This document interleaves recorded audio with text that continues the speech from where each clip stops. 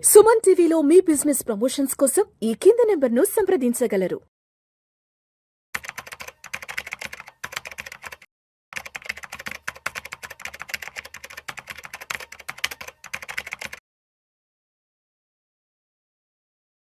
నమస్తే రేవంత్. నమస్తే sir. Revanth, welcome to Vishnu talks and welcome to Suman TV. Thank you. Yes Revanth, గత 2-3 రోజులుగా అమెరికా, ఇజ్రాయెల్ సంయుక్తంగా ఇరాన్ మీద ఏ రేంజ్ లో దాడులు చేస్తున్నాయో మనం అందరం ప్రత్యక్షంగా చూస్తున్నాం. అయితే అమెరికా, ఇజ్రాయిల్ కనుక ఇరాన్ మీద దాడుల్ని ఆపకపోతే దానికి ప్రతీకారంగా ఇరాను ఒక ప్రకటన చేసింది.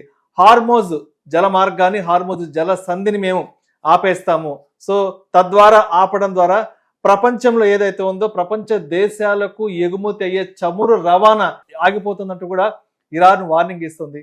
ఏంటి అసలు ఈ హార్మోన్ జలమార్గం యొక్క ఇంపార్టెన్స్ ఏంటి, అండ్ ఏ ఏ దేశాలకు ఈ జలమార్గం ద్వారా ఎంతెంత చమురు రవాణా జరుగుతుంది అసలు యావత్ ప్రపంచానికి? So basic 20% of the crude oil supply అంతా కూడా మనకి స్ట్రెయిట్ ఆఫ్ హార్మోజ్ దగ్గర నుంచే వెళ్తూ ఉంటుంది.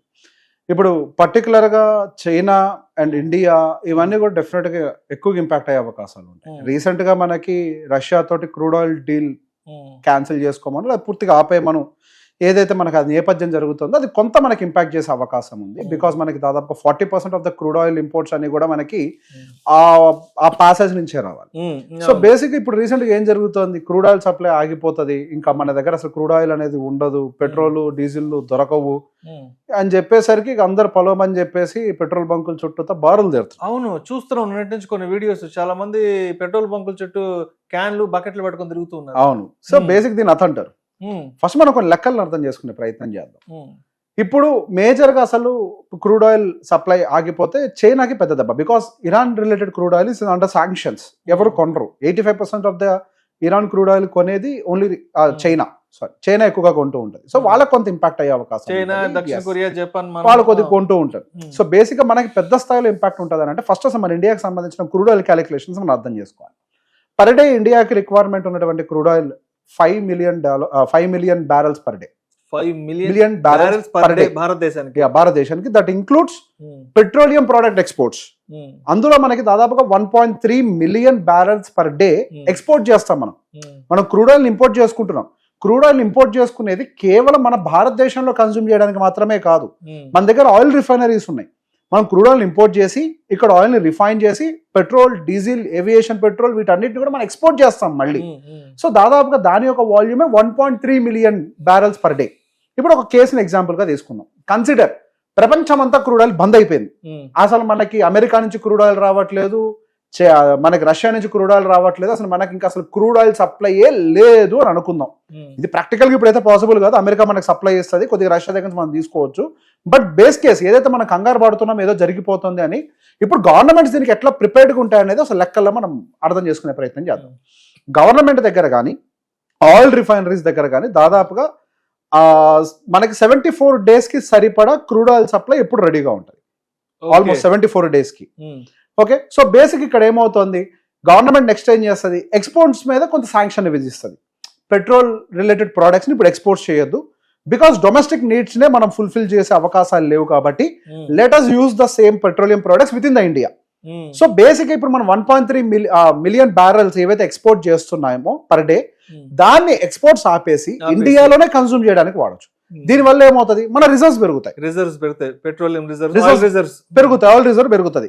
అది 74-75 days దగ్గర నుంచి it will go up to 100 days also. అంటే మనం దాదాపుగా 3 నెలలు పైపెచ్చు. ఇది మనం ఏ కేసులో మాట్లాడుతున్నాం, జీరో మనం ఇంపోర్ట్ చేస్తున్నాము అన్న కేసులో. మనం నిజంగానే జీరో మనం ఇంపోర్ట్ చేస్తున్నామా అని అంటే అది కేసు కాదు. We're still importing some petroleum products, crude oil from Russia, and now America will supply some crude oil and they have Venezuela in their hand. Venezuela ఇప్పుడు వాళ్ళ చేతుల్లో ఉంది. ఫుల్ స్కేల్లో వాళ్ళు దాని ప్రొడక్షన్ మొదలు పెడతారు అండ్ వాళ్ళు కొంత ప్రొడక్షన్ మనకి ఇస్తూనే ఉంటారు. ఇప్పుడు మనకి స్ట్రైట్ అవే ఇంపాక్ట్ జరిగేది 40%. ఈ 40% ఎట్లా భర్తీ చేయాలన్నది మేనేజ్ చేసుకుంటారు. మనకు ఆల్రెడీ 3 months వీఆర్ ప్రిపేర్డ్. నిజంగా 3 నెలల పాటు యుద్ధం కొనసాగుద్దా, ఒకవేళ నిజంగా కొనసాగినా కానీ ఆ స్ట్రెయిట్ ఆఫ్ హార్మోజ్ క్లోజ్ చేసే పెడతారా, దాని మీద ప్రపంచవ్యాప్తంగా ఒత్తిడి పెట్టి ఆ యుద్ధాన్ని ఆపే ప్రయత్నం చేస్తారా? Because end of the day even యుద్ధం జరగాలి అని అంటే దానికి డబ్బు కావాలి. వాళ్ళకి డబ్బు కావాలంటే వాళ్ళకున్న ప్రోడక్ట్ నమ్ముకోవాలి. ఇప్పుడు మన మీద రష్యా మీద శాంక్షన్స్ పెట్టి మన ఎందుకు కొనొద్దన్నారు, మీరు ఫండింగ్ ఇస్తున్నారు యుద్ధానికి అని చెప్పేసి అంటున్నారు. ఓకే, ఇప్పుడు అదే కేసు ఇక్కడ కూడా కదా, ఈవెన్ దే నీడ్ ఫండింగ్. ఇప్పుడు అమెరికా అయిన క్రూడ్ ఆయిల్ నమ్ముకోవాలి, ఇరాన్ అయిన క్రూడ్ ఆయిల్ నమ్ముకోవాలి, గల్ఫ్ దేశాలను క్రూడ్ ఆయిల్ నమ్ముకోవాలి. ఇప్పుడు ఇప్పటి వరకు సేఫెస్ట్ కంట్రీస్ గా పిలుచుకున్నటువంటి యుఏఈ నేషన్స్ అన్ని కూడా ఇప్పుడు అల్లకల్లోలం అయిపోయినాయి. ఆల్రెడీ అసలు వాళ్ళంతా షట్ డౌన్ అయిపోయింది. బిజియెస్ట్ ఎయిర్పోర్ట్స్ అన్ని క్లోజ్ అయిపోయినాయి, ఆయిల్ రిఫైనరీస్ క్లోజ్ అయిపోయినాయి. రైట్, ఇప్పుడు ఆరామ్కో మీద కూడా అన్నిటి మీద అంత దాడి చేస్తున్నారు. ఇప్పుడు యుఏఈ వాళ్ళ మీద ప్రెషర్ పెట్టదు అమెరికా మీద, మీరు మా కంట్రీని బేస్ కింద వాడుకొని ఇరాన్ మీద దాడి చేస్తున్నారు, ఇరాన్ మా రిఫైనరీస్ మీద మా దేశం మీద దాడి చేస్తుంది. అవును, రైట్. ఇప్పుడు అమెరికా ఎయిర్ బేస్ యుఏఈ లో ఉందని, అవును, దాని కోపంగా ఇప్పుడు ఇరాన్ యుఏఈ మీద అటాక్ చేస్తుంది. సో ఇప్పుడు యుఏఈ ఎన్ని రోజులు చూస్తూ కూర్చుంటది? ఇప్పుడు వాళ్ళ బిజినెస్ ఆగిపోయిందా? ఇప్పుడు వాళ్ళకున్న వ్యాపారం ఏంటి? ఆయిల్ రిఫైనరీ, టూరిజం రెండు బంద్ అయిపోయినాయా? రియల్ ఎస్టేట్ బంద్ అయిపోయిందా? దీని దెబ్బకి రియల్ ఎస్టేట్ వాళ్ళకి ఎంత ఇంపాక్ట్ అవుతుంది? సో యుఏఈ నేషన్స్ మొత్తం వాళ్ళ ప్రెషర్ పడుతుంది. They don't have option to accept. అంటే అమెరికాకి కేవలం హెల్ప్ చేసినందుకు, ఎయిర్ బేస్ ఇచ్చి హెల్ప్ చేసినందుకు ఇవాళ ఇరాన్ యుఏఈ మీద అటాక్ చేస్తుంది. ఎగ్జాక్ట్లీ, దాని వల్లే కదా రీజన్. సో రానున్న రోజుల్లో డెఫినెట్ గా వీళ్ళు పొలిటికల్ ప్రెషర్ అమెరికా మీద పెడతారు కదా. అమెరికా మీద పొలిటికల్ ప్రెషర్ పెట్టినప్పుడు వీళ్ళు ఏదో ఒక ఒప్పందానికి వచ్చి ఒక దగ్గర కుదించుకుంటారు. ఇప్పుడు బేసిక్ గా మనకి ఇండియాకి అమెరికాకి మధ్యలో జరుగుతున్నప్పుడు అమెరికా ఒక మెట్టు దిగకపోవచ్చు, ఎందుకంటే అక్కడ ఎమర్జెన్సీ లేదు. కానీ ఇక్కడ ఎమర్జెన్సీ సిచ్యువేషన్ ఇది. చాలా దేశాలు, దేశ ప్రజలు అందరూ సఫర్ అవుతూ ఉంటారు. అక్కడ వాణిజ్యం అంతా బంద్ అయిపోయింది, టూరిజం బంద్ అయిపోయింది, అన్ని బంద్ అయిపోయింది. చాలా మంది భారతీయులు అక్కడికి విజిటర్స్ గా వెళ్ళిన వాళ్ళు తిరిగి రాలేకపోతున్నారు. ఎయిర్పోర్ట్ లో తిండి తిప్పలు లేకుండా, కనీసం వాష్రూమ్ కి వెళ్ళే దిక్కు లేకుండా అక్కడే పడి ఉన్నారు. అక్కడ చాలా మంది సఫర్ అవుతున్నారు. ఇక్కడ కేవలం దుబాయ్ లో ఇరుక్కుపోయిన వాళ్లే కాదు. ఇప్పుడు దుబాయ్ అనే ఒక ప్లేస్ ఏదైతే, యుఏఈ ప్లేస్ ఏదైతే ఉందో, వరల్డ్ లో ఫ్లైట్స్ అన్నిటికీ కూడా కనెక్టివిటీ, అక్కడ ఫ్లైట్ ఎక్స్చేంజ్ జరుగుతుంది. దాని వల్ల వేరే దేశాల్లో ఉన్న వాళ్ళ ట్రావెల్స్ కూడా రద్దు అయిపోయినాయి. సో ప్రపంచ వ్యాప్తంగా కేవలం ఒక క్రూడ్ ఆయిల్ కాదు, ఎంటైర్ ట్రాన్స్పోర్ట్ సిస్టమే డిస్టర్బ్ అయిపోయింది యుఏఈ డిస్టర్బ్ చేయడం వల్ల. UAE such a strategical place which controls everything. ప్రపంచంలో ఏ దేశానికి విమానం వెళ్ళాలన్నా, లేదంటే బయట దేశాల నుంచి భారతదేశానికి విమానం రావాలన్నా యుఏఈలో కనెక్టివిటీ, ఒక stopping. Exactly, UAE is connectivity. ఇప్పుడు ఓవరాల్ కనెక్టివిటీ డిస్టర్బ్ అయిపోయింది. బేసిక్ ఇప్పుడు రానున్న రోజుల్లో ఏం జరుగుద్ది? పొలిటికల్ ప్రెషర్ బిల్డ్ అవుతుంది అమెరికా మీద. మీరు ఒక మెట్టు దిగాల్సిందే, వాళ్ళకి ఆప్షన్ లేదు. ఇరాన్ తగ్గాల్సిన అవసరం లేదు, వాళ్ళకి ఆల్రెడీ డ్యామేజ్ జరిగింది. ఆల్రెడీ కోల్పోయినోడికి ఇంకేముంది కోల్పోవడానికి? వాడు కోల్పోవడానికి ఇంకేం మిగలలేదు. ఇప్పుడు ఒక మెట్టు దిగాల్సింది ఎవరు? అమెరికా చేత ఖచ్చితంగా పొలిటికల్ ప్రెషర్ పెట్టి ఒక మెట్టు దింపే ప్రయత్నం ఖచ్చితంగా చేస్తారు. యుఏఈని ఎక్కువ రోజులు షట్ డౌన్ చేసి ఉంచలేరు. యుఏఈ షట్ డౌన్ చేసి ఉంచడం వల్ల అది ప్రపంచానికే నష్టం. కాబట్టి అట్లీస్ట్ ఆ స్ట్రైట్ ఆఫ్ హార్మోస్ విషయంలో కానీ ఏదో ఒక డీల్ కుదిరించుకునే ప్రయత్నం చేస్తారు. సో యాజ్ ఆఫ్ నౌ మనం ఏదైతే భయపడిపోయే స్థాయిలో ఉందో అది కండిషన్ కాదు. ఇప్పుడు ఈ ప్రాబ్లం ఏంటి అంటే demand and supply miss match జరుగుతోంది. ఏదైతే యాక్చువల్ డిమాండ్ ఉందో, మనకు 20% of the crude oil supply అనేది మనకు ఆ పర్టికులర్ రూట్ నుంచి ట్రాన్స్పోర్ట్ అవుతుంది.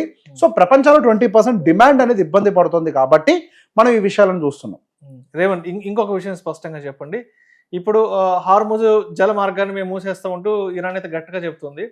అంటే ఇప్పుడు ఈ చమురుకి సంబంధించిన సప్లై చైన్ కి కొంత డిస్టర్బెన్స్ అయితే మన భారతదేశం ఎన్ని రోజుల వరకు దాన్ని మేనేజ్ చేయగలదు? అంటే మన భారతదేశంలో చమురుని, అంటే ఈ చమురు నిల్వల్ని ప్రజలకు అందించడానికి ఎన్ని డేస్ వరకు మన దేశం మేనేజ్ చేయగలదు? మన భారతదేశం దగ్గర ఎప్పుడు కూడా ఇందాక నేను చెప్పినట్టుగా 74 days వరకు కూడా మన దగ్గర రిజర్వ్స్ ఉంటాయి. Okay, 5 million barrels per day మనం consumption plus exports included, domestic consumption plus exports మనం వాడుతూ ఉంటాం.